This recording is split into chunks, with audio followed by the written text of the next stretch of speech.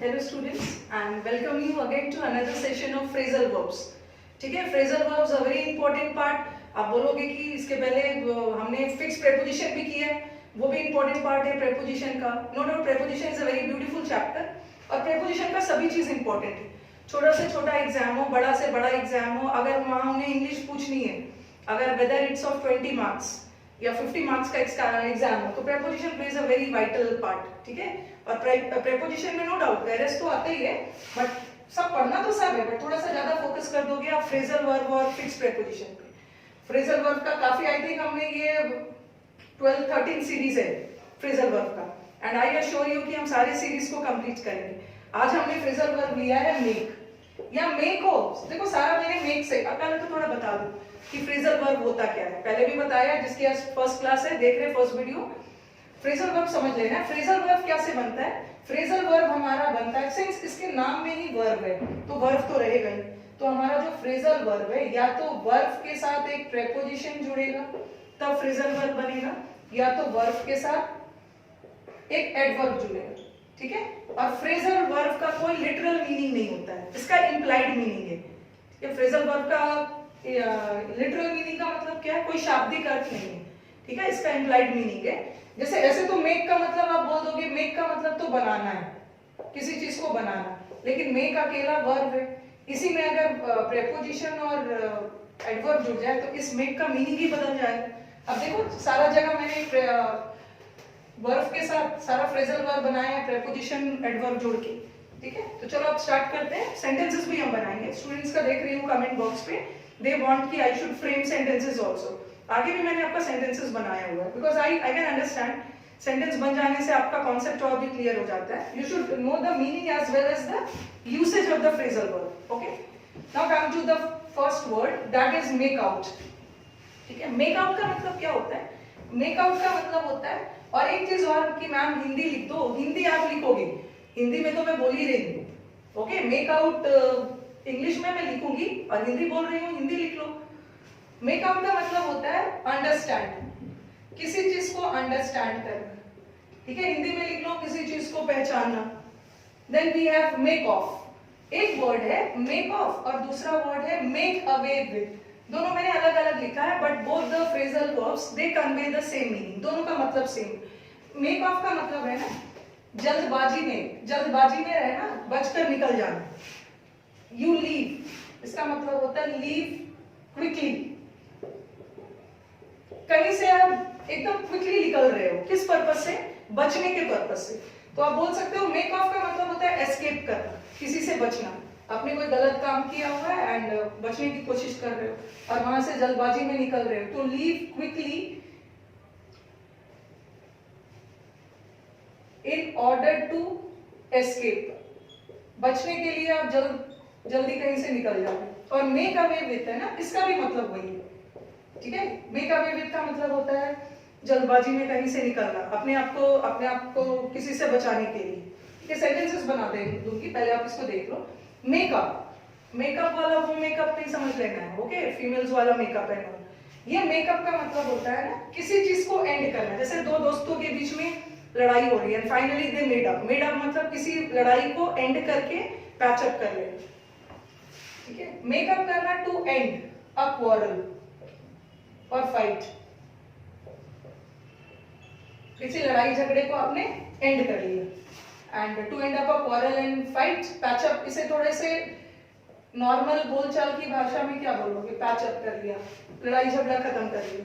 और make up once mind, जैसे आज मैंने अपना माइंड मेकअप किया है कि आज मैं आपको फ्रेजल वर्ब पढ़ाऊंगा. तो मेकअप अप वंस माइंड का मतलब है कोई चीज डिसाइड करना. You come to a decision. और मेकअप फॉर का मतलब क्या होता है? ये अकेला मेकअप था और ये मेकअप फॉर. मेकअप फॉर का मतलब है कंपेंसेट. ठीक है, भरपाई के सेंस में. जैसे I make up for the missed classes, जो क्लासेस मिस हो गया उसको मैं कंपेंसेट कर लूंगा. And then we have make over. Make over का दो मतलब होता है. जैसे आपने अपने घर का मेक ओवर किया. मेक ओवर करना मतलब किसी चीज को पूरी तरह से बदल देना. रेनोवेट कर रहे हो, किसी चीज को टोटली ट्रांसफॉर्म कर रहे हो. घर को रेनोवेट कर रहे हो मतलब उसमें बहुत घर में बदलाव ला रहे हो. ट्रांसफॉर्म कर रहे हो। और रेनोवेट हमेशा बदलाव ला रहे हो, चेंज कर रहे हो, किसी चीज को पॉजिटिव सेंस में होता है। You are renovating your house to transform something, to give a new look. किसी चीज को और भी इंप्रूव कर रहे हो, ट्रांसफॉर्म कर रहे हो, किसी चीज को बदल रहे हो for the purpose of improving, सुधार के purpose. And make over has two means. Make over का एक और मतलब होता है, जैसे कोई प्रॉपर्टी वगैरह लीगली, ठीक है, लीगली कोई प्रॉपर्टी किसी को ट्रांसफॉर्म कर रहा है, नॉट ट्रांसफॉर्म सॉरी, किसी को प्रॉपर्टी ट्रांसफर कर रहा है, तो उसके लिए भी मेक ओवर होता है। To transfer the property legally, okay, कानूनी तौर से किसी को प्रॉपर्टी ट्रांसफर किया जा रहा है, उसके लिए हम मेक ओवर यूज करें। तो ये तो मैंने आई थिंक मीनिंग सब क्लियर कर दिया, आपको समझ में भी आ गया होगा। चलो हम सेंटेंसेस फ्रेम कर देते हैं। जैसे मैंने बोला आई कैन नॉट, या मेक हो या मेड हो, उससे कोई फर्क नहीं पड़ेगा, सिर्फ टेंस बदलेगा, otherwise the meaning of the phrasal verb will be the same. I can not make out your handwriting, ठीक है, इसका मतलब क्या हुआ? I can not make out your handwriting, मतलब मुझे आप, I am not able to understand your handwriting, मुझे आपकी हैंडराइटिंग पहचान में नहीं आ रही है, समझ में नहीं आ रही। तो यहाँ मेक आउट का मतलब क्या हो गया? अंडरस्टैंड के सेंस, ओके। अब देखो ये दोनों का मतलब तो सेम है, ठीक है, कहीं से जल्दी में निकल जाना अपने आप को बचाने के लिए। इसका मैं यहाँ पे sentences they they. The thief made of,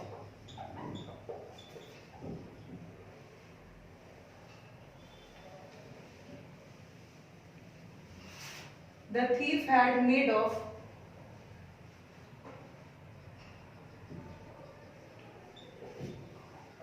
before the police arrived, okay, police के आने से पहले ही थीफ बच के निकल गया। और मेक अवे विद से भी कर सकते हो, ऐसा कर सकते हो, the thief made away with all the belongings, ठीक है, सारा सामान चुरा के थीफ बच के निकल गया, ठीक है। मेड अवे विद का मतलब भी है बच के निकल गया, और मेड ऑफ का मतलब भी है बच के निकल गया, ओके। अभी मैं थोड़ा सा ऊपर रब कर रही हूँ ताकि आपका और भी स्पेस मिल जाए। इसका लिख रही हूँ मेकअप। मेकअप का मतलब है किसी लड़ाई झगड़े को एंड करना और मेल मिलाप कर लेना। They made up with their quarrel. They made up with their quarrel. लड़ाई झगड़े के बाद उन्होंने they made up with their quarrel का मतलब क्या है? यहाँ पे made up का मतलब क्या है? Ended. लड़ाई झगड़े को एंड कर दिया।